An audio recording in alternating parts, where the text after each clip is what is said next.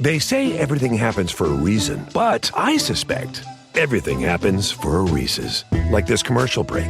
Did you need 15 seconds away from music or 15 seconds to eat a Reese's? Perhaps it's true. Everything happens for a Reese's. This podcast is brought to you by Colgate Total. We take oral health as seriously as you take sports. That's why Colgate Total Active Prevention uses advanced technology to help prevent oral health problems like cavities and gingivitis before they start. It's clinically proven to provide 24-hour antibacterial protection with twice daily brushing after 4 weeks of use. So get a winning routine and prevent oral health problems before they start. Shop Colgate Total Active Prevention at a retailer near you. The Emmy Award-winning HBO original series Hard Knocks Training Camp brings viewers into the preseason with unparalleled access to the reigning Super Bowl champion Seattle Seahawks. Go behind the scenes with Sam Darnold, Jackson Smith and Jigba, and the legendary Dark Side defense as they prepare to make another run at the NFL title. See how the best in the world take the hype and pressure head-on. Your football fix starts here with the personalities and challenges that define a championship team. Bonds will be built. Bloopers will be captured. Hard Knocks Training Camp with the Seattle Seahawks premieres Tuesday, August 4th at 9 p.m. on HBO Max. Is there a less intimidating dog than a bulldog? Like Georgia Rottweilers, I'm like, that's a vicious dog. But bulldog, there's zero concern about it. I'm punting the out of a bulldog. Just grab it by the back of the neck and just hold it up here. Right. Can't get to me. I guess we can't talk trash because Cincinnati, a bearcat sounds ferocious. Little do they know, bearcats are stupid. You ever looked up those things? I mean, let's be honest. A bisturong or whatever it's called. It's about the least intimidating thing you'd ever walk up on. Look out! Here comes the big turong. Bisturong. Ladies and gentlemen, boys and girls, welcome back to New Heights, presented by Wave Sports and Entertainment. We are your hosts. I'm Travis Kelce. Best chicken nuggets deals you'll find. Yeah, those lengthy chicken nuggets that they call boneless wings. Both out of the University of Cincinnati. Me and Jason are Cleveland Heights high school graduates. And New Heights comes to you every single Wednesday. We try and get new episodes to you on Wednesdays. But subscribe on YouTube and wherever you get your podcasts, and follow the show on all social media platforms at New Heights Show with one S. And you'll find out if we drop any episodes at any other time. Hell yeah.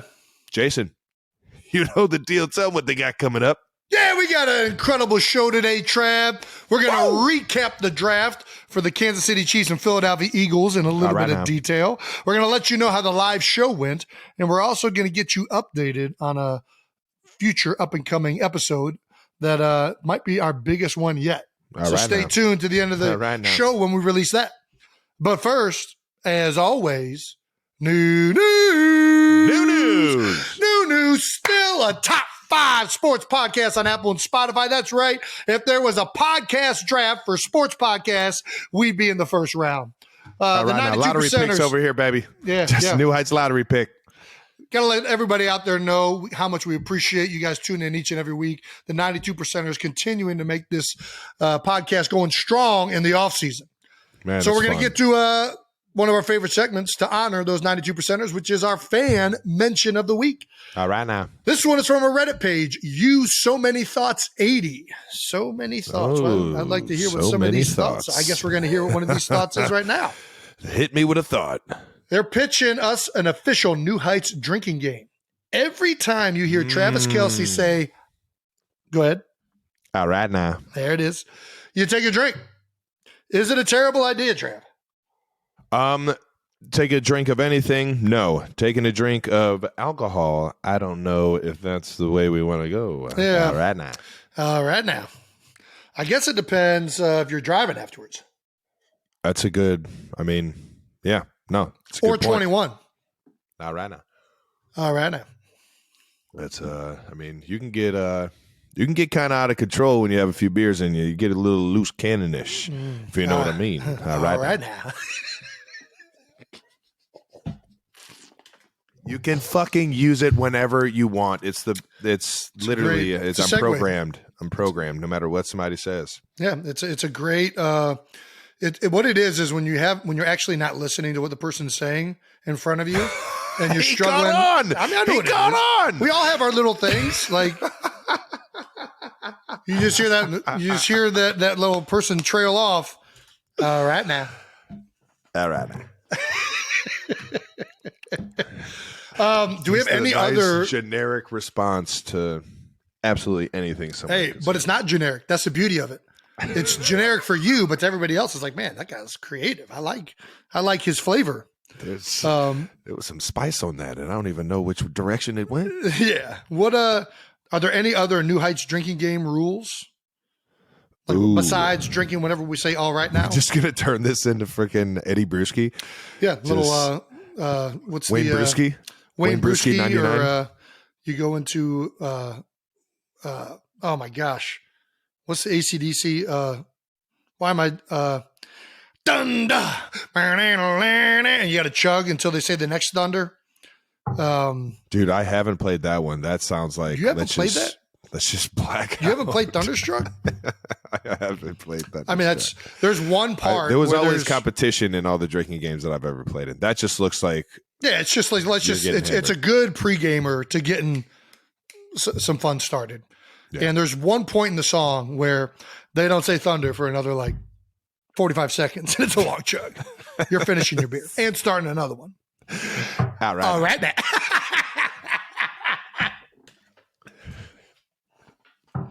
What would the New Heights drinking game be called? I'm trying to think of Brew Heights. Ah! Ooh, Brew Heights. Brew Heights. That's pretty damn good. You got to take a drink every time Travis can't spell or pronounce a word. Fuck. This is gonna. Don't just start coming up with fucking words either. If that's gonna be a part of it, that's fucked up. I'm just gonna be over here taking drinks on like words you say and just not even saying it. Every time Jason goes on a random rant. Know that one. Every time I go on a random rant, you just have to chug your beer until I'm done going on my rant. That's a good one too. I like that rule. Oh, start talking about donuts. That has no connection. Let's just start chugging. Yeah. Yeah. This is a funny one from the team. Anytime I say cut that, just half of the things I say. No, we got to cut that. I don't even need to say it anymore. It's literally just going to cut to like the point of you saying, "Yeah, let's cut that," just so that we can get the drink in. Yeah, because we can't. We got to cut it. Listen, if any of you guys have some other ideas for rules for Brew Heights, maybe this is a game we could play coming up down the stretch here. You know, got a lot of off season going. You know, might be fun. But yeah. All right now. I think that's a great job. Good job. So Many Thoughts 80. Well played.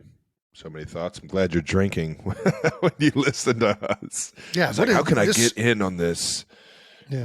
Not feel. I hope he's not doing it during the live show or not during the live post on YouTube. It's like 9:30 in the morning. If he's drinking at 9:30 in the morning, I mean, you get a hold of yourself. So I ain't gonna lie. I've been drinking 9:30 Eastern, I guess. In the morning. Yeah, I mean, I've done it too, but usually it's not on a Tuesday. Morning became or a Wednesday. The previous night, though. That's when I'm still drinking. We have new merch. New merch. New merch. That is correct. Speaking of our right now, as we take a drink, we've got new merch. Check out homage.com/New Heights to check out our new shirts. And we've got Rooting for Offense and All Right Now on sale. As I said it again. Okay. Good catch. It's a lot of A-Shock. That being said, make sure you check out the website. That's homage.com/New Heights yet again. And check out all our T-shirts. I think they're all pretty clever and pretty fun. And most of all, they're actually all extremely comfortable. And that's what I'm here for. I'm here about comfort and fashion. As Jason doesn't hear anything that I'm saying right now. All right now.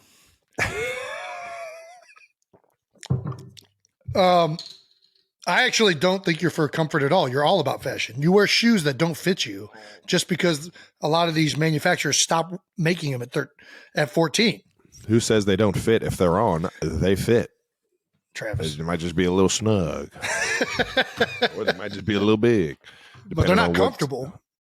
Typically they are comfortable. I've started to kind of step away from the shoes that hurt my feet because my feet are fat and they hurt a lot. I've had a few surgeries on them, and it's not fun to wear shoes that are too small anymore. Did you know your foot could get arthritis? I thought arthritis was like limited to like joints. Yeah, well, there's a few joints down there. Yeah, but it's not the ankle. Like I thought like you get arthritis in your ankle. I was doing one of the first running drills this offseason. I was like, man, I think I might have broke. I got like a stress fracture in my foot or something. They gave me an X-ray and they're like, no, your foot's fine. You just have arthritis in your foot. You're just like, in your head. I got arthritis in my foot. You're a walking piece of arthritis. Dude, it's getting bad. It's getting real bad. That's why I take pink pills. Let's not get into what kind of pills we're taking. We already went down this road. Yeah, my man, freaking Acho over here giving pink pills a bad name. Pink pills have helped me get the 13 years. I'm not going to lie. Pink pills are not the issue that's going around the league. Well, there's no issues going around the league. Yeah, all these guys trying to stop pink pills and all these are just guys that have been out of the league. Stop ruining it for people that are still playing. Don't you dare take any of that out. Yeah. Because then I start to get I'm going to have to retire. That's what's going to happen. I can't. Vitamin T and pink pills is getting year 13. That's its only chance. You think I'm playing 13 years in the NFL on turmeric and fucking beet juice? Get the fuck out of here.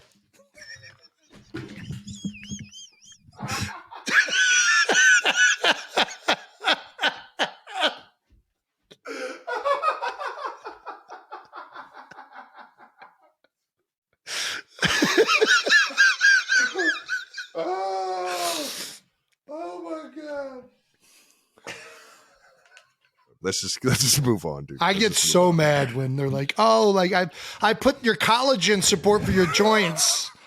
Lady, that shit is not doing a fucking thing. I'm taking pink pills. Did you get your ginger shot this morning? Yeah. Oh my gosh. I do drink beet juice, but listen, I drink it. I do turmeric. I do.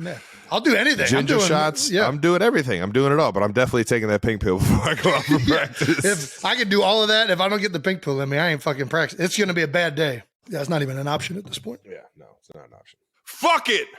We did it live, ladies and gentlemen. Hell yeah. We went live in Kansas City. Shout out to Kansas City Live and the Kansas City Music Hall. It was absolutely freaking rocking, man. Unbelievable. What a beautiful place. What a beautiful place. And what a beautiful place to have our first live show. Yeah. Shout out to the 92%. Did not disappoint. Oh my gosh. So electric. They're Will you standing the whole guys time. sit down? Can you sit down for 1 second and let us talk? All right now.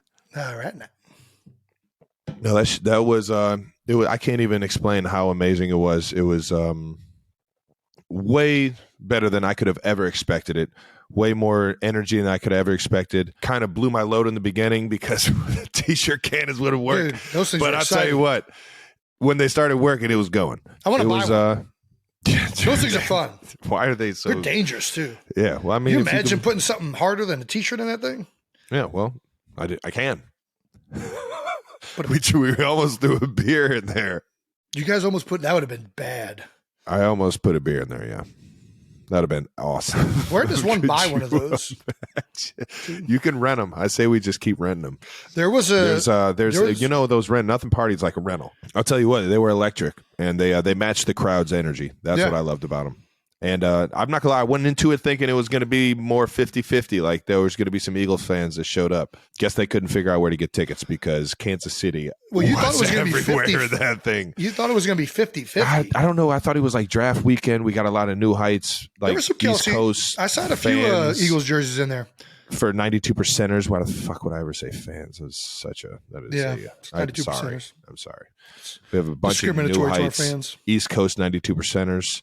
There was on the way into the venue, we saw some Eagles fans. I gave them a nice "Go Birds." Yeah, there were some Eagles fans there, but it was definitely a Red Sea for sure. Yeah, I was in enemy territory.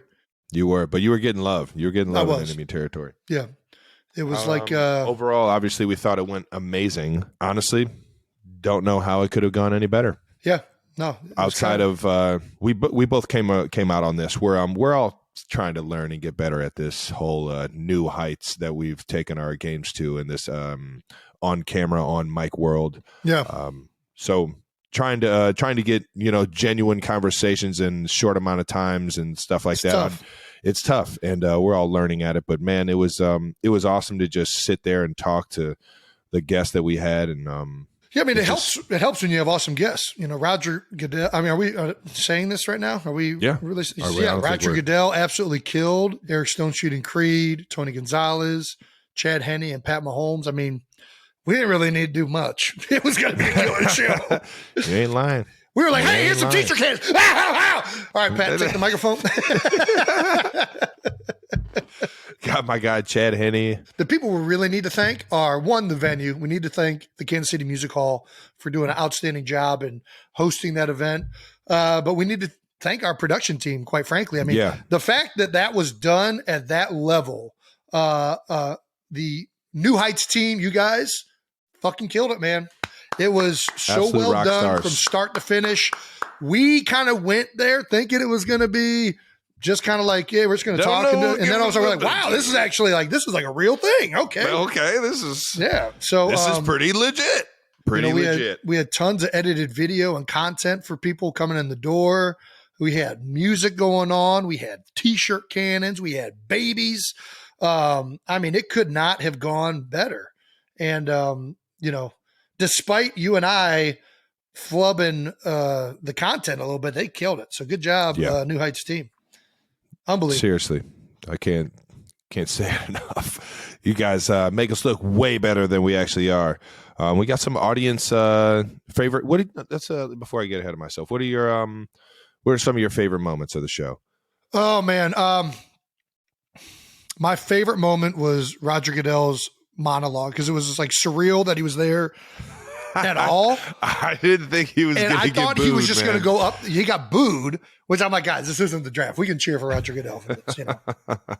He gets booed coming out, delivers an epic monologue, which I wasn't prepared. I thought we were just doing the intros, the intro, like we were draft picks. Yeah, I didn't know he had this whole thing laid out, and I was laughing. So that was probably the most fun part because it was the thing that I didn't see coming.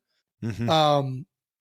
Outside of that, all the guests and, the fans were incredibly electric. But, Creed is a guy that I think both you and I have talked about. We wanted to get on the show for a long time. Eric Stonestreet, another one. Tony G. We were happy that he was able to fit us into his schedule that week. That was epic, man. And, getting Chad Henne that ball back, that might have been – that was the icing on the cake. That was definitely the icing on the cake. It was fun, man. So I think all in all, I mean, it was just – there's a lot of great moments. There was one really bad moment at the end that kind of made the show not that fun for me. But outside of that, it was a great show. Yeah. Well, I still thought that moment at the end was impeccable. I enjoyed every second of it. Little did I know I was going to enjoy seeing you in that diaper. I told you I didn't want to see you in that diaper before. I thought it could have just been by the way, everybody, I tried to get Jason out of this bet about 100 times, and he was a man of his word. That's what he kept saying. He said he couldn't live with himself. He made the bet. He's got to follow through. I'm not backing down from a bet. It's a good man. It's a good man right there. I'll tell you what. One of my favorite moments was it really happened a couple times throughout the show because I felt like I still had to have like some type of guarded up, even though we were live and it was in a room, and we're still going to kind of, I would assume, edit it to where it's going to look. It's not going to be the same on YouTube, but it's going to be good. It's going to be just a little more buttoned up, and I kept looking at Coach Reed in the stands. Like, Could you see him? Is he laughing? Is he enjoying it? I'm just like, and then I would see him smiling. I'm just like, yes, we're on the right. I couldn't see him when I was sitting down. I knew exactly where he was, and sure enough, he was enjoying it, man. That's awesome. It was cool. Everybody that came in terms of the front office and the team, all the Chiefs Kingdom, everybody keeps saying how much fun they had, and that's all that really matters, man. If you came out of there enjoying the content and the entertainment that we try to provide, that's everything, man. So we appreciate you guys for making that one a memorable experience for us. No doubt. Jason, any reaction on the new haircut when you got home? I mean, we had baby Benny out here in KC. We did show Wyatt in a clip that that was one of my favorite things because you see the like Instagram videos or TikTok. I don't do the TikTok stuff. Well, I guess Yeah, I don't do TikTok. They come across your phone every now and then. Well, Kylie sends them to me every once in a while. So, but then I have to have like the app or something like that, and I'm not downloading the app. But I always see like when the dad shaves his beard or his hair, and then goes up to his son or daughter, young baby, and see their reaction. So one of my favorite things was to see Wyatt and Elliot's reaction to the head being shaved, and Wyatt did not disappoint. We got that clip actually right here. We're gonna play it. All right now.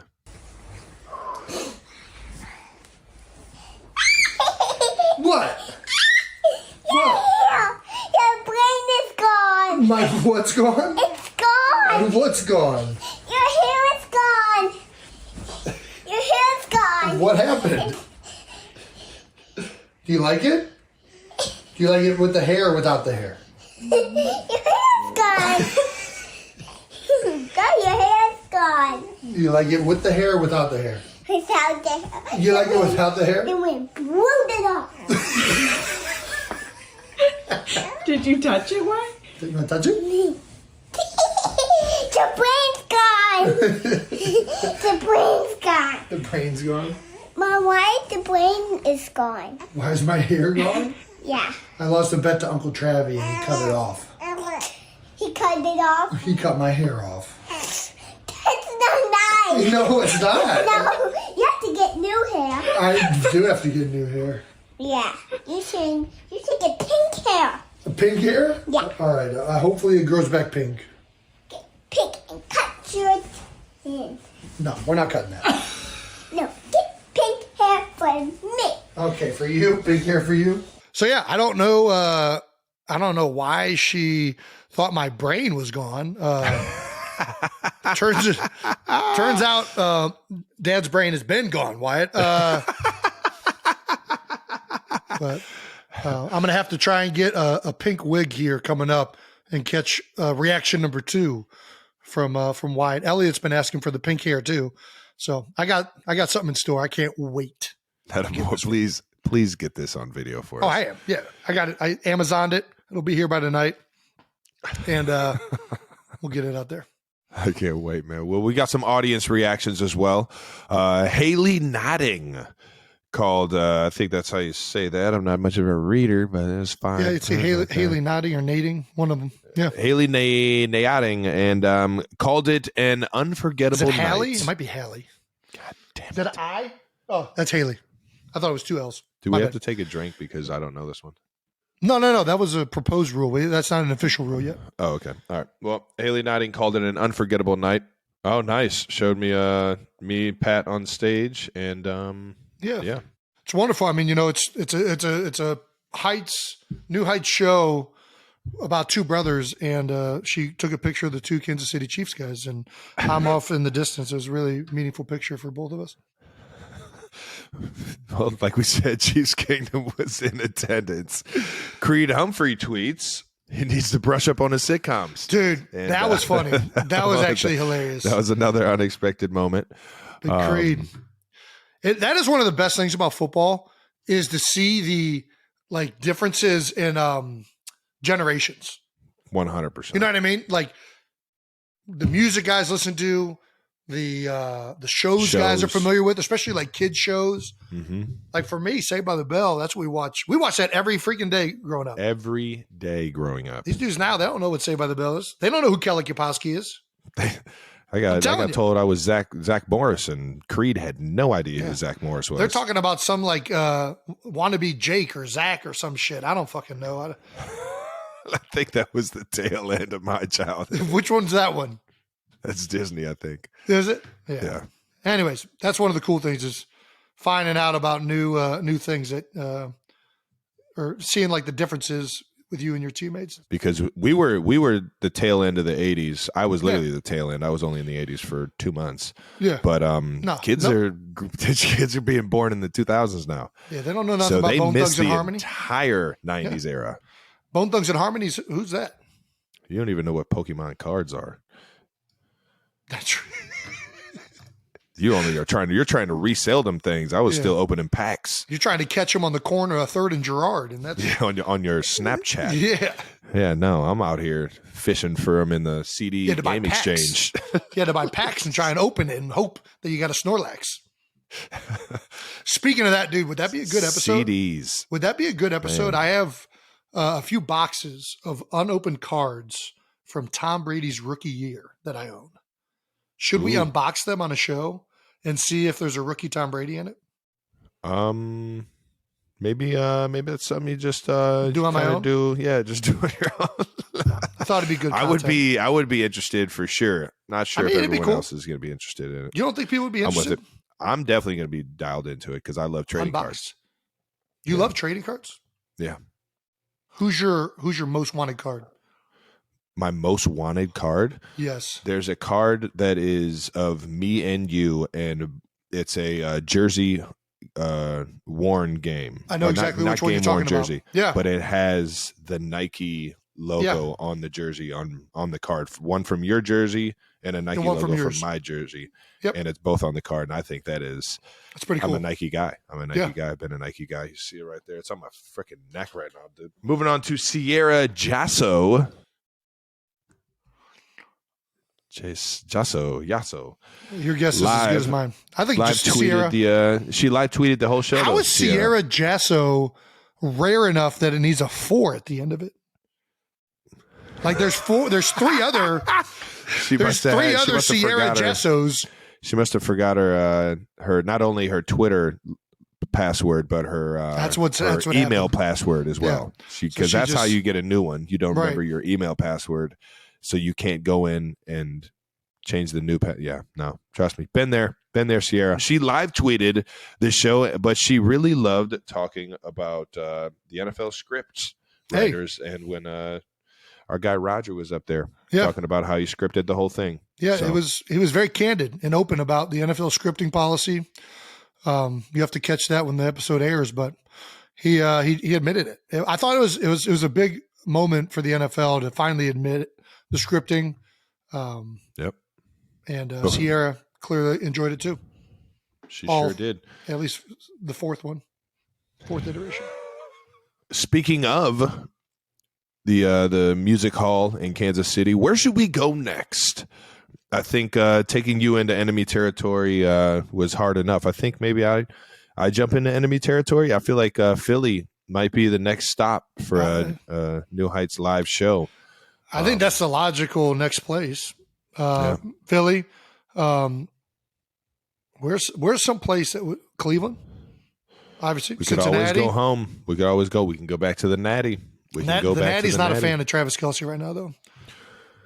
I don't even know if we're allowed back. That'd be my chance to try and get some love back, man. I'll try some Gold Star chili right in front of them all. We'll go back to Cincinnati if the mayor comes on the show, and we can hash this out. Yeah. Well, where else would be a good one? I think we should do a show in Hawaii. Let's do a New Heights Live in Hawaii. Yeah, I'm down. We got some. I hope we got some Hawaii fans or Hawaii 92%. I don't even care if we got any fans. It's Hawaii. You can't be mad in Hawaii. That's a good point. I'll do a live show on the beach in Hawaii on the North Shore. Shouldn't be hard to get there. Get some hot guests there, but I'm really not asking you, There's a lot Jason. of guys that actually live in. I'm going to ask the 92%ers. 92%ers. If you guys got doesn't Alex Smith idea, live in Hawaii in the off season? I think he does have a place out there, but I'm Michael pretty sure Bennett has a place in SoCal. Hawaii. We get some good guests in Hawaii. Michael Bennett. We get some local guests too. I think it's a good one. Yeah. Maybe. Over to the shrimp trucks. We really enjoyed doing the live show, though. We can both say that we genuinely enjoyed the electricity and the energy, just having some fun with the 92%ers and a couple guests. So please send in anywhere that you guys think we should have our next live show, and while you guys send them in, we'll work on getting the video version up on our YouTube page. So make sure you subscribe on YouTube and follow us on all social media platforms at New Heights Show with 1S for the official release date of the live show on YouTube. And we also have some big time announcement and news, as Jason alluded to earlier, about what we have on new episodes coming up. We both were in KC, so we might have somebody coming up soon that you guys will enjoy. So, Jason? That's right. And as we just talked about the live show for New Heights, we got to get to the other live performance, which was Kelce Jam. The Jam. Yeah, the second big draft weekend event for Travis Kelce outside of Travis went to the New Heights live show, then he went to the draft, and then the next day, Kelce Jam. Jam-filled weekend for Travis Kelce. A jam-filled weekend. This guy's killing it right now. So, Travis, you had the first ever Kelce Jam in Kansas City this weekend. How'd it go? Dude, at that point, it was like, there's no way. Like, the New Heights show was so electric. I was like, man, that was it. That was going to be the peak. Yeah. And then we did the draft, and the draft was its own special event. I got to be on stage and not even know I was going to say anything. I thought like when they went through the script of like what was going to go on, we were just supposed to walk on there, kind of sit back, stand back. Pat jumps on the mic, says something in Kansas City, and then hands me the trophy and tells and like proceeds to like go, dude, go talk. I'm just like, man, I don't know what to say. I didn't even know I was getting the mic here. So I go up there and like I'm like trying to like hit him with just like something, all right, while I like think of something else to say in the back of my mind. That's why I look back at Roger and was like, dude, it's gonna keep letting me talk. All right, what's up? I was thrown under the bus. No, you did great. But I enjoyed that stage. I enjoyed the New Heights stage, and then Kelce Jam came around, and man, that was unbelievable as well, man. Yeah. I hate to say it, man, but 20,000 people screaming at you like you're a music artist, that was probably the peak of the weekend, man. That's fair. That's fair. It was something that I could have never expected to even happen. I didn't even think people were going to show up because it was raining. I show up there and there's already 10,000 people there. Nobody had even performed yet, other than DJ Ari, who absolutely killed it as really the running host of the show. Yeah. Kind of keeping everything in line. And man, all the performers from Tech Nine to Rick Ross to Loud Luxury, and then Kells just came in, MGK came in at the end, and he's like a true rock star. Yeah. And the crowd loved the energy. Like New Heights, everybody was on their feet the entire freaking time. Nice. It was so much freaking fun, man. I can't thank Kansas City and everybody that came in for this Kelce Jam and just this music and food fest that we did, man. It was so much freaking fun. Automatically and immediately, I'm thinking about how I can make it better for next year. So, yeah, we're already brewing up how we're going to do this thing better next year and try and make this an inaugural event, either in Kansas City or where the draft is. Well, you just talked about Pat handing you the trophy at the draft. Yeah, You took that trophy. You took that trophy. You went that trophy. You took that trophy. Went straight to the Kelce Jam. No fucking way. Well, we got video proof, and we're going to play right now. So enjoy this video, everyone. There it is. There is the footage of you desecrating a history trophy of the NFL in more ways than one. Yeah. How did it feel I'll tell you what, man. To slam an icon? The people are absolutely fucking ill if you think that I would ever disrespect the actual Lombardi trophy like Travis, that. you would definitely disrespect the Lombardi trophy. 1,000% a replica of it. Why do you think it was? I would never. I have way too much respect for the game, the history of the game. I could see the dent. I know the dent is on the front from Rob. I could tell. There was no dent in that freaking replica. Right on the tip. It was the same. It was the same. Yeah, trophy. because Gronk had the trophy that said Chiefs over the 49ers. Because that was a replica that I bought after I won the Super Bowl in Miami. You poured beer down the side of it like it was an ice luge. First of all, it was an ice luge. It was the Lombardi luge, it was delicious. And then you spiked it on the ground. Listen, of Casa Azul. I forget her name. Whoever her name is, who was the granddaughter of the guy that made the trophy. If she was upset at Tom Brady throwing it in the ocean, she's fuming right now. She's got to be real upset at you.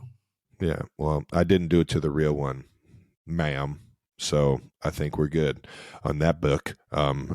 It could. It was honestly. It was just me. like the can that I threw on the ground. It was a replica and didn't have any association outside of. It just looked like the Lombardi Trophy. It could have been a cake, for all that matter was. I would never freaking do that to the Lombardi Trophy. It was all for the show, all to try and get everybody. You would honestly never do that to the Lombardi Trophy. No, I have no reason to do that to the Lombardi Trophy. You did lose. You did lose. Do the Lombardi luge to the trophy? I did. Yeah, I did do that. So you would at least do one of them. So we've established that you're already lying. What makes you think that you wouldn't spike I did it? You know why I did the Lombardi luge? Because I've always wanted to drink out of Lord Stanley. Yeah, I know. I always knew wanted exactly to do when that. you went there. So when I thought of how can I take a drink off of this legendary trophy, the Lombardi luge, baby. It made so much sense. It gets a little messy on the Lombardi luge. There's not a real, like pour effect other than you just gotta send it. You're gonna get dirty, but it's glorious. It's glorious. What where is this in the chronicles of disrespecting the Lombardi? Where does this rank next to Tom Brady throwing it in the ocean and Gronk using it as a baseball bat?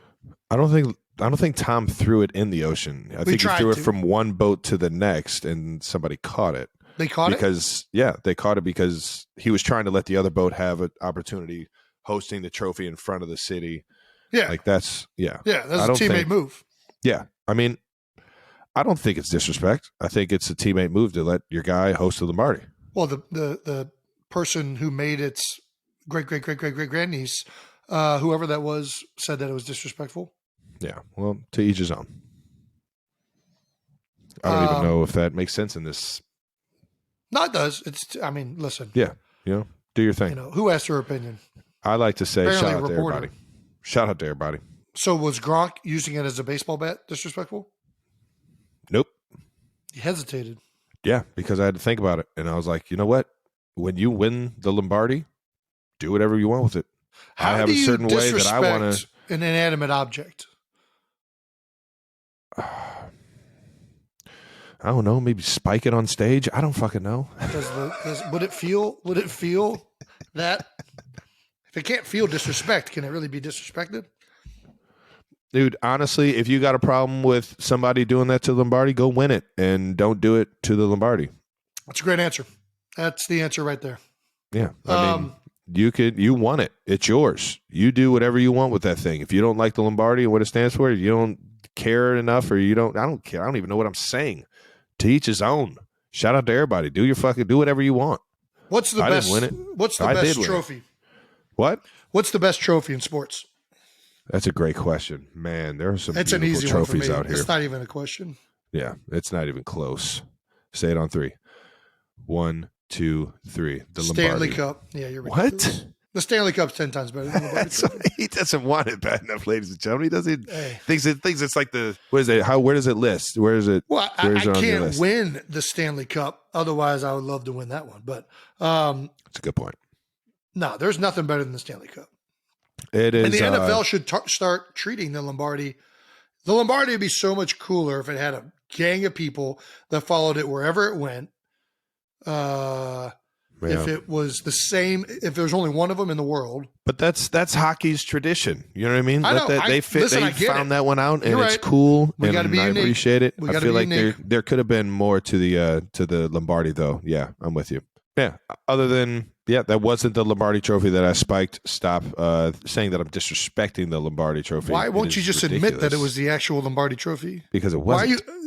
Travis, yes, it was. Let's all right. To the fan or to the person that retrieved it in the crowd, can you please send a picture to Jason so he can see that it was not the real Lombardi Trophy? They still have it? I would assume they still have it. A fan has the actual Lombardi Trophy just walking around Kansas City. I picked it up when actually, you got me there, you cocksucker. All right, now. All righty. Last thing we want to touch on before we get to the draft. We're going to bring back No Dumb Questions, but we need your help. we would love to answer any not dumb questions that you guys have, but we want to open it up. I feel like a lot of the no dumb questions we get are strictly related to football. We would love to open this to all sports, non-sports, donuts, whatever your no dumb question is, we will comment on it. I think that makes it more fun for us. So whether it's life advice, financial advice, which I would advise not listening to anything we say, or dating advice, which Travis can help you on immensely. Don't throw me on the bus. Wait, what? Please email us, tweet us, reach out to our Reddit page with your not football dumb questions or football dumb questions, whatever you got. Hit us with it. Not dumb questions, I mean. Anyways, here are the kind of questions we want from my man on Twitter. And actually, this is from my Twitter. I was about to say, I think I tweeted this. From my man on Twitter? From my Twitter. Are Aaron and Aaron pronounced the same or pronounced differently? Travis, where do you sit on this one? You just said the same name to me. Well, but if you were to read them, how would you say the sentence? Are Aaron and Aaron pronounced the same or pronounced differently? That's what I'm saying. So what we found out that 50% of whoever surveyed this poll, there's 83,000 people that surveyed this poll, and it's 50-50. 83,000? 83,000 people, well, 82,923 to be specific, answered this poll, and it's 50-50. There's no way. I click the link in the thing. No. Elon, he fired way too many people. Their surveys aren't working. They're just saying it's 50-50. Every argument is just 50-50. This is all just filled up by Elon Musk bots to create as much division as possible by making it a 50-50. 50-50. Hey. Yeah, I mean, I just don't. So I understand the logic that people try to come at it with, like it's an E versus an A. So an Aaron versus an Aaron, right? Aaron. Error or whatever. Like you say Earn? Like I say earn because it's ER. Well, earn, that's a Baltimore thing, right? Earn. Earn and Aaron. I say Aaron. They're both Aaron. Say the name. Say both those. Aaron. Yeah. See, this is my point. Nobody says these names differently. Everybody's like, oh no, the one is Aaron and the other one is Aaron. I've heard these names pronounced. If you were just be like, oh, I'm going to go meet Aaron over at the mall. You're not going to say, oh, I'm going to go meet Aaron over at the mall. Like, you're not going to say that. You're going to say Aaron. They're both pronounced exactly the same in everyday language. It's only when you get to questions like this where you come up with a bullshit answer about how you pronounce them differently, and it's nonsense. Nobody pronounces this name any differently in everyday talk. There's not a difference. And I'm going to start recording you people who say it is different. I'm going to catch you pronouncing these names, and it's not going to be the same. Jason's talking to his wife right now.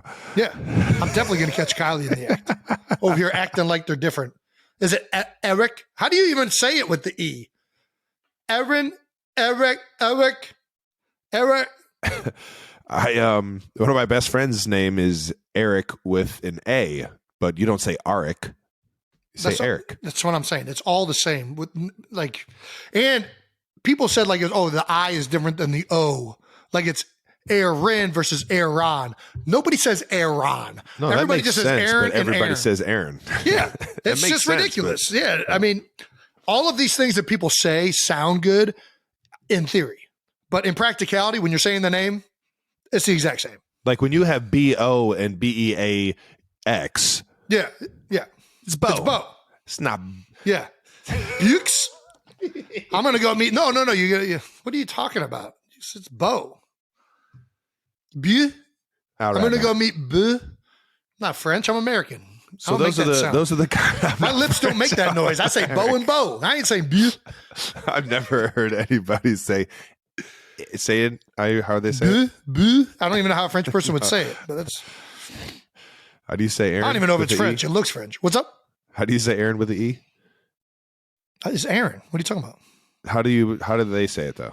They say it's like like an E, like you know how you say They say it's like an EH. Aaron. If there was Aaron, that, then there would be an EH.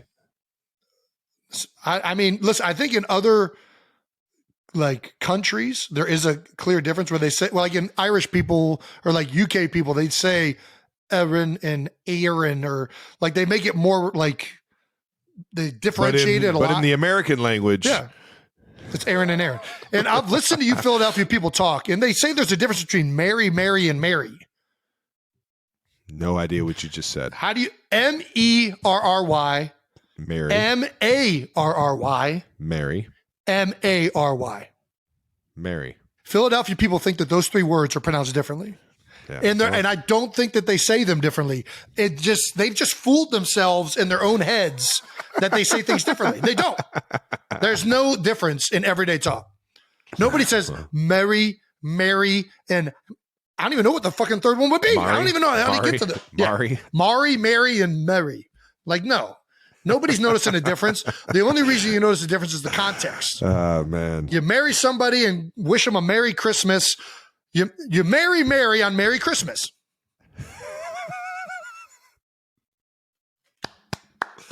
I'll tell you what, there's nothing better than Jason Kelce getting fired up about something that doesn't mean anything. Let's move on and get to these 12 bold topics, a.k.a. just some bold topics to wrap up the actual NFL draft weekend. And first things first, Jason. Something like it. First things first, we've got to get to some new teammates, man. Yeah, man. Some new teammates. I don't know if you guys know, but the NFL draft was this weekend. It actually got held up because Travis and I were late to the draft. They held it up? I thought I was right on time. No. Everybody said I was right on time, dude. They didn't actually hold us. They held it up, I promise you. Well, I'll tell you what, they held it at like a few minutes too fucking long because I got there right on time. I looked at the freaking phone and it said I had to get there by 5:05 and it was 5:04 when I walked right up to the stage. So it's 5. It aired at like 7, didn't it? 7:05 then. I had to be there at 05. Maybe that's why we were running a little late. We thought they were probably, yeah. I mean, let's push it a few minutes here. I'll tell you what, the coolest part of it, Mama Kels, yet again, rocking another stage, getting up there and picking one of the Eagles draft picks, one of my all-time favorite moments in life. Seeing her up there. Yeah, she announced the Nolan Smith pick. She was live in front of the entire world and didn't flinch once. Yeah, it's Mama Kels. Mama Kels, baby. Shout out to Mama Kels showing us the ropes yet again. Then before we get to the Eagles picks, we got to talk about the Chiefs. All right. First round, you guys went with the last pick in the first round. I wonder why you were picking last. Kansas City took edge defender Felix Anudike Uzama. Mr. Anudike Uzama. Felix, welcome to the squad, baby. Kansas State, baby. What a guy, man. What a guy. He looks like he has great freaking energy, explosive. I mean, he looks like he's going to help us out right freaking now. That's good. That's what you want in the first round pass pick. rusher, long arms, explosive. He's a big long dude. Yeah. Is he a long arm guy? What's his go-to moves? Dude, he's athletic as hell. He can get you with a few different moves. Is he athletic or talented? I'm gonna say he's athletic. All right. He'd be a good pickleball player. Yeah. I think you can throw him in a few different sports and he can play. That's good. You want athleticism and talent up there in round 1. Round 2, number 55. You guys select SMU wide receiver Rashee Rice. Boom! I'll tell you what, he might be the dark horse in this wide receiver class, man. I'll tell you what, man. Doggone, man. I was watching some highlights. I like what he does with the ball in his hands. He's got a good feel for voids over the middle of the field. Yeah. And he's tough as nails, man. I love wide receivers that are just tough dudes, guys that just stick their face in the fan, do the dirty work. He's a guy that can definitely he can be counted on in the passing game, but man, I think he's going to help us out in a lot of different areas on the field, man. He was among one of the prospects that Pat Mahomes was playing catch with, which, by the way, I think this is genius, and it's probably going to be tampering by next season. But you guys had Pat Mahomes work out with a bunch of receivers. Well, he chose to work out with a bunch of receivers. No. That are coming out. They chose to work out with. They chose whatever. Yeah. Wherever we were. Tomato. What's the potato? No, what's the other one? Does a bear shit in the woods? Tampering or tampering, whatever you want to call it. He was outliers or outliers. It's up to you. He's catching passes. I mean, talk about a great way to figure out if the guy's going to be a good fit. Have your starting quarterback, one of the best players in the league. Ask him to run some routes you guys might be running during the season. Not a bad idea. Mahomes apparently told the Chiefs that he really likes this guy because they drafted him in the second round. I mean, yeah, you couldn't go wrong. All the guys that I saw down there that were working out that, were Did he have any up-and-coming future tight draft ends? picks. Any future tight ends? Running backs? Was it only receivers? Nope. I think there was some buzz around Dalton Kincaid, but outside of that, no, I didn't see anybody. We just had all our dogs that are at tight end right now down there working in the Texas heat. Dalton Kincaid. That sounds like it's like almost like a made up name. Dude, like he's an action, action packed, like he's like one of the guys in Predator. Thriller, yeah. This was cool. Or he should be like running a safari. This is Dalton Kincaid's safari. Dude, you got a creative mind there, brother. All right now. All righty. Well, either way, I thought that was genius by you guys. And obviously, Pat likes this guy because you guys picked him in the second round. Round 3 coming along. You got Oklahoma offensive tackle Wanya Morris. Big man. Man, hey, he's Wanya. Get to the Kansas City Chiefs locker room. Wanya to get you to the. Yeah, there you go, baby. It's going to be fun to get him in the building. The big dude, tackle, played next to one of our star guards in Trey Smith back in college at Tennessee. Since then, transferred to Oklahoma, and now is a Kansas City Chief, baby. Virginia Tech DB Chamari Connor is the number 119 fourth round pick. I mean, I've never seen a DB wear number 1 at Virginia Tech that I didn't think was impressive. I was about to say, there are some schools that are just known for having certain positions. And I feel like DB is a Virginia Tech DB is usually one that, like, perennially they have pretty good ones. Oh, yeah. Shout out to Brandon Flowers, baby. All righty. Coming down to round 5, the 166 pick, you guys take B.J. Thompson from Stephen F. Austin. Yeah, I'm excited. I'm excited to see this guy. Usually, you know what I mean? You get pumped about the guys that you don't have a lot of film on. Yeah. No, if you're from a school that I haven't heard of, I'm very curious to see how this is going to pan out. I'm so curious to see how this, because it could be a freaking, a diamond in the rough. That's right. Hidden gem that you just didn't see coming. Like Aladdin, throughout baby. all the excitement during the college football season. Usually those small school guys don't get too much love, man. He's an edge player. Let's see it. Hopefully he isn't just tossing me around in training camp. Round 6 pick, the Kansas City Chiefs select Texas defensive tackle Keandre Coburn at number 194. Big Coburn. Yep. And 7th round pick, Ball State corner, Nick Jones, baby. Nick Jones, Ball State. Man. Yeah. Don't see a lot of corners coming out of Ball State. We'll see how this one pans out. Yeah, have you reached out to any of these guys? Or have they reached out to you? Followed a few of them on IG already. Told them I'm fired up to see them in the building. My guy down in XPE, down in Fort Lauderdale, Florida, Tony Villani has helped me with a lot of my my speed and my transition. Tony just Villani? throughout Tony Villani is the footwork specialist and Have I met speed Tony? specialist. Yes, you have. You actually gave me the okay and like the thumbs up to go down there and train because you kind of talked to him coming out of the draft. Is this the guy that was at Boca? Or? So he was up in Boca. Now he's down in Lauderdale. Gotcha. Bigger gym in Lauderdale now. I remember this guy now. Okay. Yeah. So Tony's helped me out with a lot of stuff in terms of just speed and athleticism, control, going in and out of breaks and things like that. And actually, purposeful movement, baby. Rashid was down there training with him for the draft, I would assume. And sure enough, got the connection through him to just give him a shout out and everything. And Rashid is fired up, baby. He's fired up. He wants to come here, win a freaking Lombardi. No, it was cool for Tony to do that, man, to get the ball rolling. And I'm one of those guys. Do you watch rookie minicamps on your iPad? No, but sometimes I'm there on like Friday when they first show up and I watch it for a second, but no, I'm not watching. I like to peek at it. I'd like to see the fucking chaos that goes on in rookie minicamp. Do you remember walking in to that rookie minicamp and like going through the first practice like, what the fuck did we just do? That wasn't even football. So I didn't have a rookie minicamp, unfortunately. Oh, yeah. Yeah, I we forgot. came in the It was a lockout lockout, man. Yeah. That's crazy. Yeah, I showed up too. at training camp, and my all the rookies were at training camp. Which could have also been a clusterfuck, but it was a big time cluster.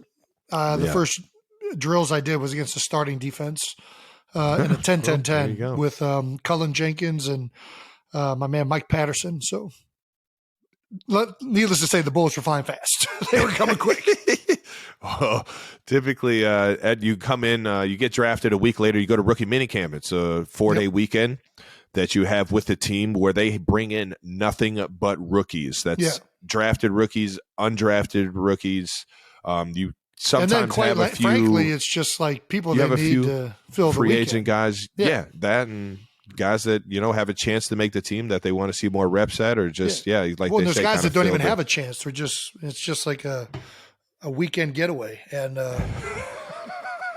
it is the most chaotic it's nuts. Weekend getaway that they nuts. could ever have. They put in probably close to 160 plays. I would assume somewhere around that to like 200. And you have to, by the end of the week, it's like by the end of the weekend, you're fried mentally, physically. You have full on practices, not padded practices, but everybody's out there in a helmet flying around. Nobody knows what they're doing. I mean, the quarterbacks can barely spit out the play call, right? Because they're so new. They just got taught what they're doing the day before, right? So it's just it's absolute chaos, and I love watching guys just do absolutely whatever they think is the best thing possible on film, and it's entertaining. I think it's entertaining because it's nothing like a structured practice usually is in the NFL. But yeah, I was a part of that chaos. For all the guys that make it out of the rookie minicamp, what's the first thing they got to do in KC? I mean, you got to hit the KC barbecue. I remember jumping into Kansas City as a rookie. First weekend, you get put in like a townhouse or a hotel for the weekend. You get shuttled back and forth from the hotel. And so I was out there without a car. It was back when Uber wasn't around Kansas City. It was taxi service was like the only way you could get around without a car if you didn't have a bike or your own vehicle. And I was walking around, going to barbecue joints and just enjoying the area around the hotel as much as possible because I don't like sitting in the house. And man, it was quite the experience. Got to get some good old Kansas City barbecue. Introduced to Oklahoma Joe's at the time, which is now Kansas City Joe's. And I gained some weight pretty quickly. So enjoy the Kansas City barbecue. Maybe have some greens while you're enjoying it as well. Yeah. Just get ready for Chiefs Kingdom to show you some love, man, because this city is electric right now. Do you think Kansas City's barbecue is a little bit overrated? No. Okay. All right. Just asking. No reason behind that. Well, do you have any rookie advice for the new Chiefs that are coming in? Rookie advice, man. The biggest thing that I see year in, year out is, everybody wants to be that star player, the guy that comes in is just like kind of like immediately gets all the plays called for him, all the opportunities to be great. And that's not necessarily how it works in the league. I mean, if you're a first-round draft pick, that's one thing. But for the most part, guys are going to have to come in and find a role. I was the same way. I was the number 2 tight end for like my first 2-3 years. And I had to come in and help out the team wherever I possibly could. So special teams, I was in every special team meeting. Yep. I was going to every single meeting, or I was going to the tight end room afterwards. I'm going up to the quarterbacks, just trying to get a better understanding of, timing and things like that. I'm listening, soaking in every bit of knowledge that I possibly can to just try and find a role on the team. And everybody is going to have to do that. So rookies, man, come in there with big dreams, big hopes that, you're going to be that household name. But at the same time, the task at hand is that you got to help this team right now win. And sometimes that means, you just got to find a role on the offense or defense or whatever you're playing. Yeah, man. That's good advice right there, Trev, man. That's about all the advice I got for rookies, man. Just come in and get in where you fit in. Get in where you fit in, bro. Moving on to some new Eagles, though. The newest Eagles to be added to the Philadelphia Eagles. And these Eagles, little more like dogs. You guys started off the first round by getting two Georgia Bulldogs. Look at that Bulldog. D tackle out of Georgia, Jalen Carter. That's right. Mr. Carter, number 9 overall. That dude just made a lot of money. Yeah. And he made a whole lot of money. And Jason, you chugged some beer when the pick got announced. You were excited about this one, huh?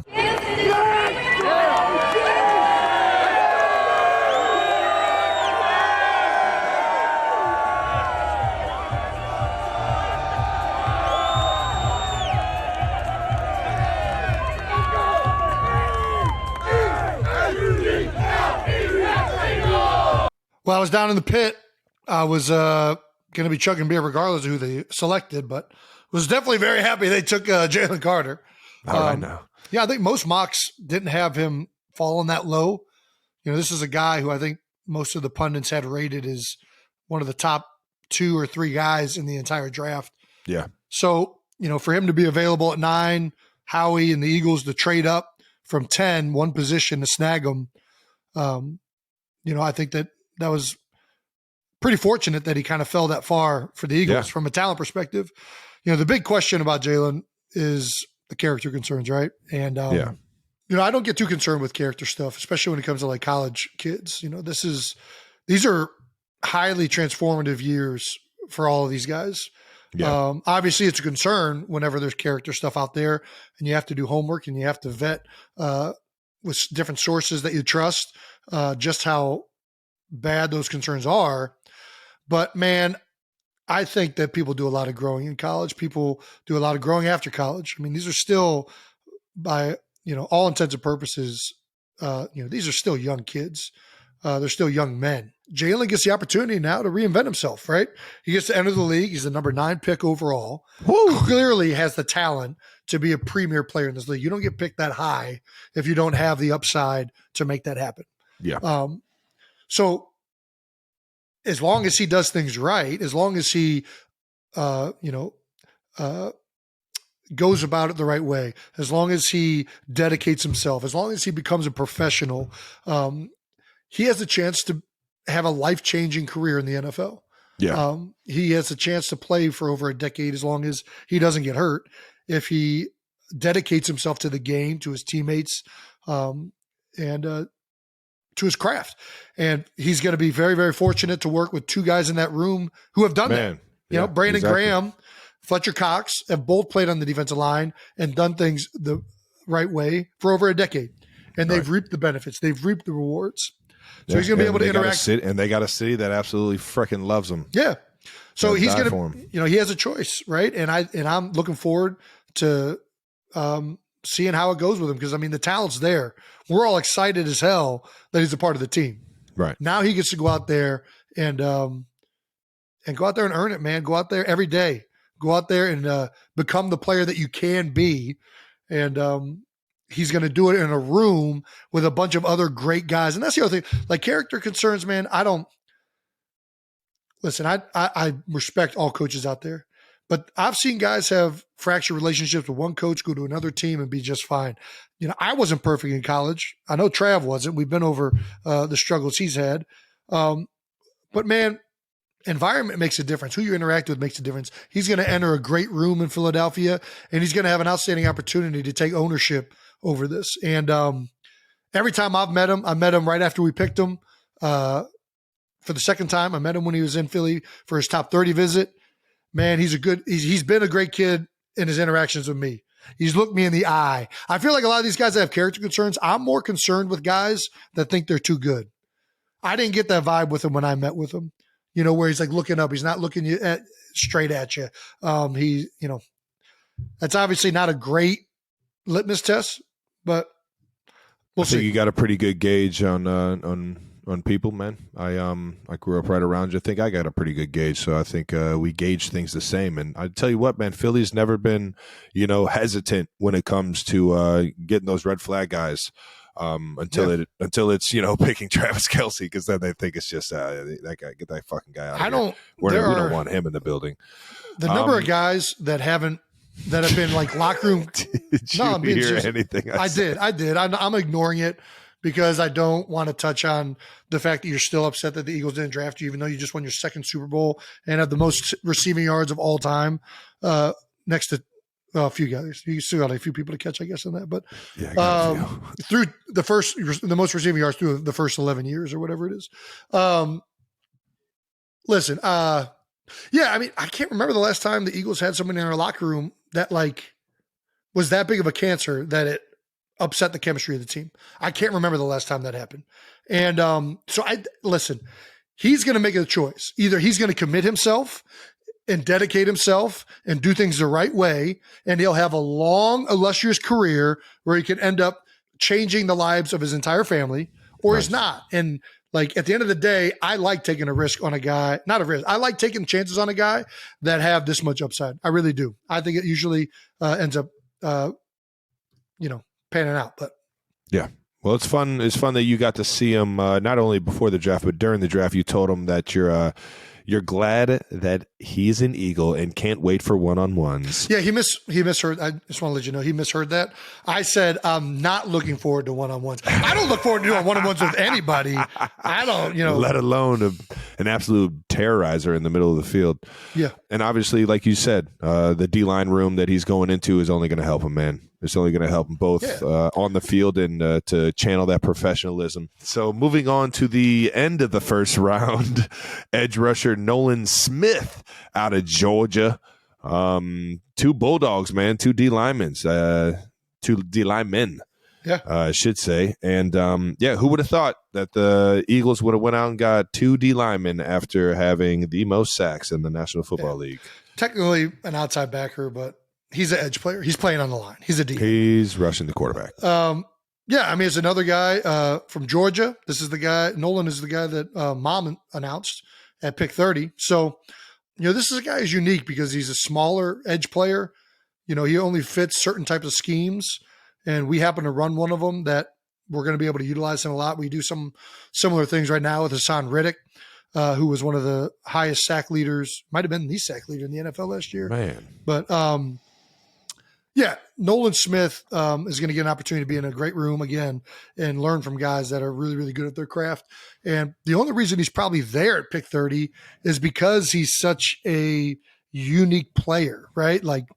He's not your 270 pound system type stuff. Yeah. Yeah. He's not a 270 pound DN that's going to play in a lot of these 4-3 schemes. He's playing a 3-4. He's containing and he's pass rushing. That's right. So, and he's going to slide inside and run games probably on third down. All right, now. Noted. Yep. Put it down. You won't see it on tape. I guess we might play you guys the first game of the year, so maybe you won't see it on tape. I hope we play you guys in Germany. That'd be pretty It's not fun. happening. I already asked. Damn it. All right, well, moving on to the third round because you guys didn't have a second round pick. Offensive tackle Tyler Steen out of Alabama. Right. Anytime you get a offensive lineman out of Alabama, you got a good pick. So I think we did have a second round pick. I think there was a trade that happened or something like that pushed us back into the third round. So I don't know if it was this one or this round pick then. Whatever. Sorry, yeah. Big guy from Alabama, can play guard or tackle. We've had a really, really good offensive line for a number of years with Philly, and part of that is because the organization just invests in drafting and accumulating talent O-line, D-line, on O-line and D-line. Obviously, we lost Isaac Seumalo, our starting right guard. We lost Andre Dillard, who was our next in line tackle and guard. So this is we need to get another guard tackle. That's just the reality of it. And, drafting guard tackles from Alabama, not a bad place to draft guys from. He's big. History's told us it works. The power is impressive when you watch him play, and I'm looking forward to getting Tyler Steen over there at Stoutland University and to see what he's got. All right, now, well, your second, third round pick back to back, actually, safety Sidney Brown. That's right, out of Illinois, fighting the line. Not gonna lie, have watched absolutely zero tape of Sidney Brown. But everything everybody says is that he's a heat-seeking missile playing with reckless abandon type safety, and that's how I like my safeties. So let's hope he's doing that in the NFL. I'm with you on that. Moving on to the round 4, cornerback Keely Ringo out of Georgia. Got some more Bulldogs. Bulldogs up in the building. Bulldogs, now. the Philadelphia Bulldogs. They were just the best team in college football, so yeah. I get it. Yeah, I mean, it's a good idea to get guys from the best team in college. It's not a bad game plan. Another guy that I have seen zero tape on. And honestly, even if I have seen tape on him, I don't know how to evaluate cornerbacks. In general, if the receiver ain't catching a lot of passes to his side, it's a pretty good corner. Round 6. You guys drafted a quarterback, man. Hey! You just paid one $250 million. You guys drafted another one out of Stanford. Listen, the old brainiac, the old tree, Stanford trees. Listen, Tanner McKee, McKee. Stanford University. Listen, we don't. Philadelphia's always going to invest in 3 positions: O-line, D-line, and the other one's quarterback. We know firsthand the necessity to have good backup quarterbacks. We saw San Fran struggle this year without a third-string quarterback. Well, I guess they went into the year with a third-string quarterback and had a lot of injuries. But, it's one of those things. It's always a good idea to have at least 3 quarterbacks, if not 4, that you're comfortable with.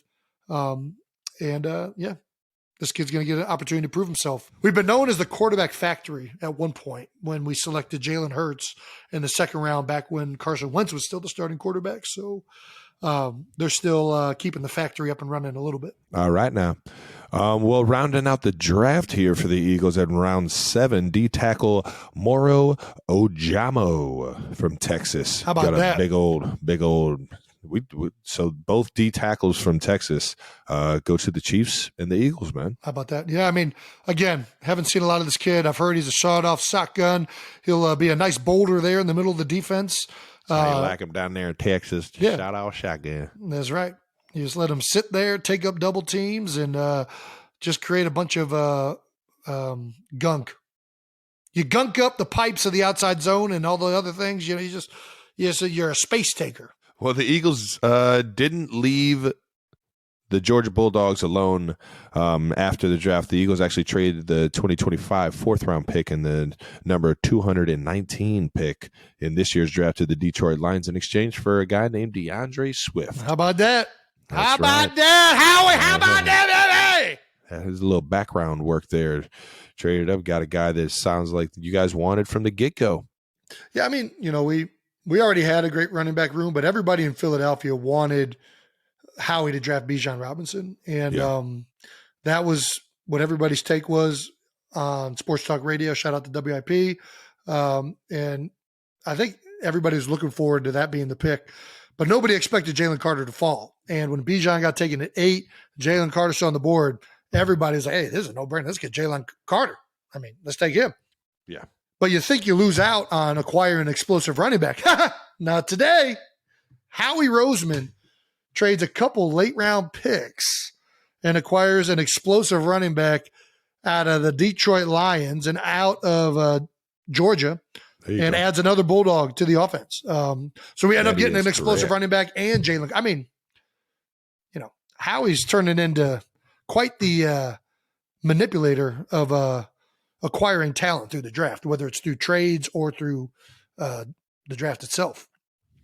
Traded last season, obviously, for acquiring A.J. Brown during the draft. Yeah, this season acquires another explosive offensive player, and he enters a room that already has some really good running backs. So I'm excited. I was excited before the draft, and I'm definitely excited now. We filled a lot of things that I think people were wondering who was going to fill these spots. So, have you reached out to anybody yet? I reached out to nobody. I've met nobody. Damn it, Jason, you got a tackle coming into your offensive line room. You're the leader of the offensive line room. Yeah, well, he'll be there eventually. Don't got to rush it. All right. Listen, first thing they got to do. I will say this: as excited as I am for the draft, it happens every year, and almost never does every pick pan out the way you think it's going to. It's exciting because guys are realizing their dreams. They're being entered into the NFL, and there's a lot of energy behind these new guys entering. But I always wait till I see the guys in person, see how they move out on the field, get to know them.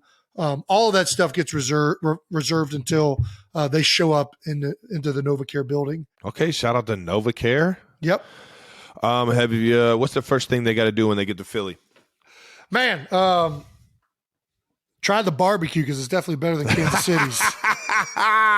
I got a cheesesteak spot right down the street from this place called Philly Time, baby. It's got the best cheesesteaks you ever have. No, I mean, never had a good one in Philly. I'll tell you. I will say, I think Philly's. I got a few favorites. It's actually all I eat when I go to Philly or cheesesteaks. Yeah, Philly's a big tourist city, obviously, with the founding of the United States. There's a lot of history. Founding of it? That's right. Yeah. The Freedom Center. They just scribbled a Johnny where it was signed. What? They just scribbled on a freaking piece of paper. They didn't find anything. No, found. The founding, not the finding. Yeah, they didn't found it. They could. It wasn't lost? It's never. It's ridiculous. No, I mean, so the sightseeing stuff you got to do. I like doing it the double-decker bus style because you can kind of catch all of that stuff at once. You can hop off it, hop on you it. And Mom are just one and the same in that. If thing. you're Mom's looking for the taken history, it 100 times. It's the best. If you're looking for the history aspect of it, the hop on, hop off bus tour is a great way to see the city at a fast pace. And then the other thing you got to do is just go get some food. Philadelphia's food it's a really underrated food scene. Lot of great restaurants to hit up. I like hitting up the one-off unique spots. Yeah, those are the best. That's where you really get the awesome side of Philly. It does have its chain restaurants, but it has some mom and pop shops, the one-off spots that are just it's an old city. Unique. There have been places that it's a very self-serve city, man. I love that. There have been places that have been in people's families for generations. It's hard to say the first thing you got to do because Philadelphia it's so diverse. It's so unique. It's a Philly of neighborhoods. Like within 2 to 3 blocks, you're changing whether you're in Passyunk, whether you're in South Street, whether you're in Old City, Fishtown. Like there's so many different neighborhoods in Philadelphia, and they're all unique and different in their own way. So, but just start getting out the house. That's what I recommend. Get out the house, baby. Get out the house. Get to know the city. It's a great city. All these guys are going to love it. Unless you're from down south in the rural area, then you'll probably live in South Jersey. But outside of that, hey man, get to know it. Yeah, I would say you got any rookie advice? Rookie advice. Rookie advice. The biggest thing I tell all these guys is, everything you do is being not just evaluated, but you're selling yourself. I know it's a weird way to look at it, but what are you doing to stand out? And this is kind of from your book, Outliers, Travis. Love Outliers. There's every single day you got to be doing something that is standing out in that coach's head, standing out in that scout's head, so that when they're upstairs, they're talking about you. And you don't want to stand out in the wrong way, right? Unc taught us that one. Yeah. So whatever you're doing, whether you're great in the meeting room and you answer questions well and you do it better than other guys, and the coach is like, man, that guy really he retains things, or he asks good questions, or he's in the meeting. Whether you finish. That's one of the things that's like, it's so controllable. You turn on that freaking film, dog. Dude, if you are the last person to finish every single play, you're draining me, son. All these dudes are noticing that upstairs. Whether it's in the weight room, whether you're strong, whether you're fast and you're going to burn people out there on the practice field. There's things that you got to do, and you got to figure out what can I do to separate myself from all the other guys, because there's a lot of guys that aren't going to get separated, and those guys usually don't make the team. That's just the way it is. If there's nothing that is bringing you up in these scouts' heads or the coaches' heads, where it's like, hey man, this guy's different. There's something about this guy. I don't know what it is, but this dude finishes every single play. I don't know what it is, but this guy asks me questions that I don't usually think to ask. What are you doing that's separating yourself from just being another, offensive guard 69 that was brought in last year as well? Shout out to my man Landon Dickerson. That's the advice I give all the rookies. Stand out and really think about, what am I doing each and every day that these coaches are talking about me? I'm right there with you, man. I still take that mentality to every single off season, every single day in practice.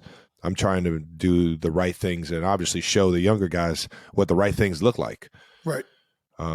So I feel like effort is one of them. Always finishing plays, even in the conditioning. Yeah. You know what I mean? Keep it going. And any way that you can show everybody in the building that you want this, that you care about this, that this is more than just a job for you. Yeah. I think you're in the right way, but don't do it for the wrong reasons, man. Don't just be asking questions just to ask questions. Yeah. Nobody likes that guy. I've seen guys literally sleep in the offensive meeting rooms and not take anything that they're doing in that building out onto the field. And that's just annoying to see. Yeah. You really got to make, what you're doing, all the knowledge you're consuming, you got to make a way to show that on the film, on the field. And I'm right there with you, brother. Yeah. So we have, I think, 7 guys from Georgia now, maybe even more. Is there a less intimidating dog than a bulldog? Like Georgia Rottweilers, I'm like, God damn, that's a fucking vicious dog. But bulldog, there's zero concern about it. I'm punting the fuck out of a bulldog. Zero concern. Chihuahua? Even a Chihuahua's got some. Right? I feel like a bulldog, they're lazy. They can't breathe right. They're not fast. No. I'm right there with you. I'm not. If a bulldog runs up on me, there is zero worry in my head because at the end of the day, I know I can just punt it and just grab it by the back of the neck and just hold it up here. Right? It can't get to me. Yeah. Not the best. I mean, they are adorable looking. So if that was, I guess we can't talk trash because Cincinnati, a Bearcat sounds ferocious, just like a bulldog. A bulldog is, the reason it's cool is because the name. I'm thinking of Bearcat. Bulldog, that's a good name. Bearcat, that's a good name. Little do they know, Bearcats are fucking stupid. Have you ever looked at those things? I mean, let's be honest. A Bizturong or whatever it's called. It's about the least intimidating thing you'd ever walk up on. Look out! Here comes the big Turong. Bizturong. I don't even think it makes that noise. It's more of a raccoon than a cat. I just have Cincinnati hats everywhere right now. That's dope. No, but the way they got the name, the way Cincinnati got the name is dope. Do you know how they got the name? Yeah. No. You don't? No. There was a player back in the 1920s or 30s maybe whose name was Teddy Bear. I'm not making that up. His name was Teddy Bear. And in the paper the next day after he had a big game, the headline was Teddy Bear was so dominant he looked like a combination of a bear and a cat. And that's how they got the Bearcat nickname. So it's named after a player, actually, not after a very unintimidating, stupid woodland creature. Yeah, well. Or I don't even know if they're woodland. Shout out to Theodore. Yeah, man. I mean, that's all we got for the Philadelphia and Kansas City drafts. But the last thing we wanted to touch on, man, but how did KC do as a host city? Man, I thought they killed it. Honestly, that was... Same. I went to I've been to a few drafts and seen a few draft stages. Yeah. I've never been. Go to my That's draft, my first one. but I've been to a few. I went to Vegas's last year, saw Cleveland's. It's I'll tell you what, man, I might be a little biased from the energy in the city and kind of what we had going on, but I had a hell of a week. I had a whole bunch of fun this week, and I thought Kansas City did an unbelievable job of hosting the draft. The draft stage looked amazing. It was the biggest stage and venue that had been put up for the draft yet, and that thing was packed to a T. I just thought it was such a cool, unique setting for the draft, and really made it memorable. Yeah, man, I thought it was outstanding, and that was the first one I've ever been to. Philadelphia hosted a few years ago, and everybody loved it in Philly. I got to think this is just a great event. Yeah. I've always loved watching the draft on TV. That was my first time ever going. And I was in the crowd with all the some of the fans that were there. I was in the pit watching it for a portion of it. Dude. Good vibes. Great vibes. I mean, you got to think about it. It's such an exciting time for fans. Who are we going to – like it's like you're pulling the lottery. You're in Vegas. You go, hey, who we got? Yeah! Ding, ding, ding, ding, ding, ding, ding, ding, ding, ding. I mean, dude, I think I want to keep going. Like it was a great, and especially that first day, man, the fans are into it. The whole nation's into it. Like, I mean, it was a great experience. And I think I'm excited that the NFL does this now. It used to just be in New York. Yeah. Like, I'd like that this is now an event that is moving around and each city is getting a chance to partake in it. I'm with you, man. Because I think I'm with you. Dude, I mean, you get to see firsthand kids realize their dreams, cities get excited with hope and optimism, whether it's from a quarterback or a defensive tackle. I think that everybody, dude, it's a great show. It's a great event. And I'm really happy that I was able to go to this one. I might keep going to these. All right, now. Well, I'll see you in Detroit next year. That's where it's at next year? Kelce Jam. Listen, if there's one place we shouldn't go, we shouldn't go to Detroit. Yeah, listen, baby, it's cold and it's cold in the there. D, baby. Hey. It is cold in the D. Good thing it's got to be indoor, right? And the weather. Yeah, so that does it for the Kansas City draft experience. Shout out to KC for holding down an amazing experience. Yeah. But why don't we to close this thing? Why don't we talk about some of the things that people might not know about what happens after you get drafted, like the next steps into the days that you start to go to your team. Like how quickly are you in the facility working for your new occupation? I should say your new career.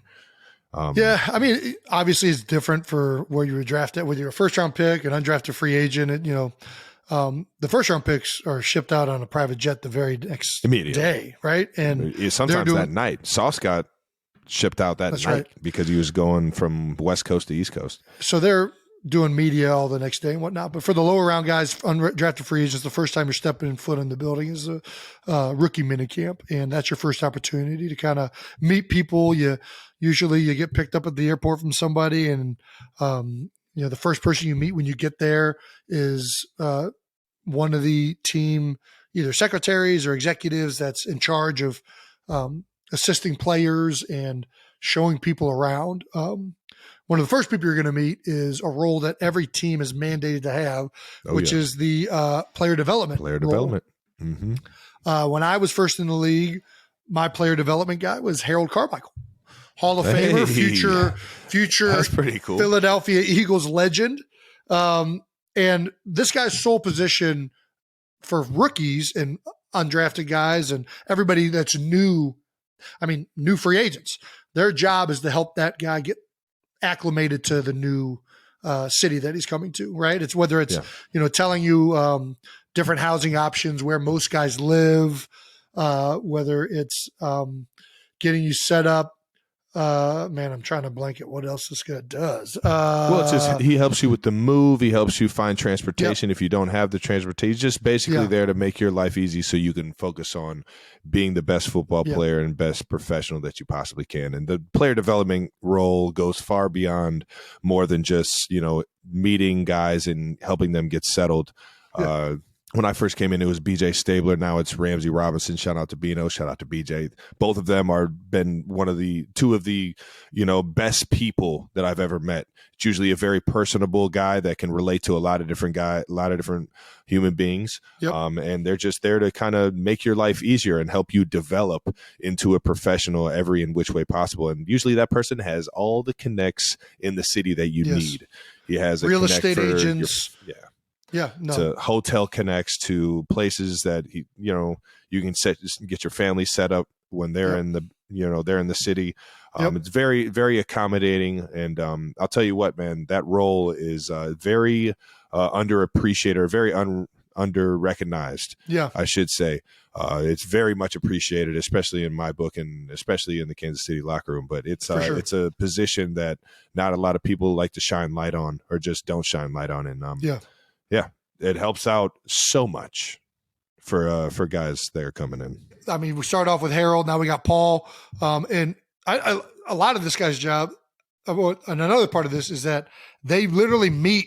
Every rookie has to do a meeting once a week.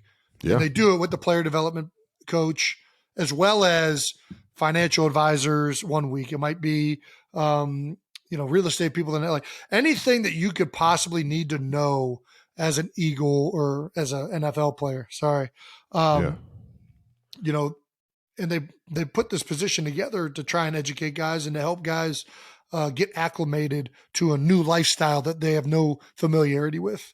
Yeah. And then also for former players, I mean, guys reach out. This is the guy that former players reach out to in terms of career development opportunities, whether it's going back to school, whether it's doing an internship, whether it's taking different courses that the NFL offers to further your education outside the game so that you're ready to transition. So like Trav said, these guys end up being incredibly important figures in each team's building, and one of the guys that the players are going to interact with the most. So it's a highly kind of unseen role that ends up making a huge impact with guys in the league. All righty, that's it. We're done with the draft episode. That wraps up this episode of New Heights. Make sure you're subscribed on YouTube to the New Heights channel so you know when new episodes are dropping. And also, we do have one last announcement. While we were in Kansas City, we finally got him. The guy that I think Travis and I have been looking to getting on this podcast the most. All right, now. We got Andy Reid. Big Red. The Big Walrus Red in the himself is in the building, and that episode is going to be dropping next week. The Kansas City Chiefs, Andy Reid episode. I blacked out. I'm going to be excited to watch this. I blacked out. I don't even remember what we asked him. Get ready. Nuts. You know, make sure you turn your contrast down because that Hawaiian shirt is going to be bright as a mofo. All right, now. And make sure you're listened and subscribed so that you see when that episode drops. And listen and subscribe wherever you get your podcasts so that you can stay up to date with the New Heights show. All right, now. Once again, New Heights is presented by Wave Sports and Entertainment. And follow the show on all social media platforms at New Heights Show with one S for fun clips throughout the week. And thanks to our production and crew for always making us look good, baby. We Very love much. y'all. And to the 92%ers, we'll see you next time, baby.